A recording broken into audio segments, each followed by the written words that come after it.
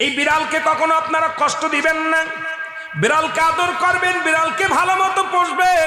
বিড়াল যদি কোনো জাতির জন্য দোয়া করে, কোনো গৃহস্থর জন্য দোয়া করে, ওই সংসারের মধ্যে উন্নতি শুরু হয়ে যায়। ওই সংসারের মধ্যে আর এক নাম্বার হলো, যে ঘরে বিড়াল থাকে সেই ঘরে জিন আসতে পারে না, জিন বাস করতে পারে না। আর একটা ঘোষণা শুনেন, নবীজি বলে গেছেন, যে ঘরের মধ্যে বিড়াল ছানা বাস করে ওই ঘরের মধ্যে জিন জাতি প্রবেশ করতে পারে না। তাহলে ছোট ছোট মাসুম বাচ্চাগুলো যে ঘরের মধ্যে থাকে, মুসলমান অনেক সময় জিনের আশ্রয় পড়ে যায়, অনেক সময় জিনে আসর করে, ওই ঘরের মধ্যে জিনে আসর করে। যে ঘরের মধ্যে বিড়ালকে আদর করে বিড়াল থাকে, ওই ঘরের মধ্যে বিলাই বিড়াল বিড়াল বিলাই বিলাই, এইটা যার ঘরের মধ্যে আছে এই ঘরের মধ্যে দুষ্ট জিনেরা আসতে পারে না। জোরে জোরে চিল্লায় বলা যাবে না মারহাবা।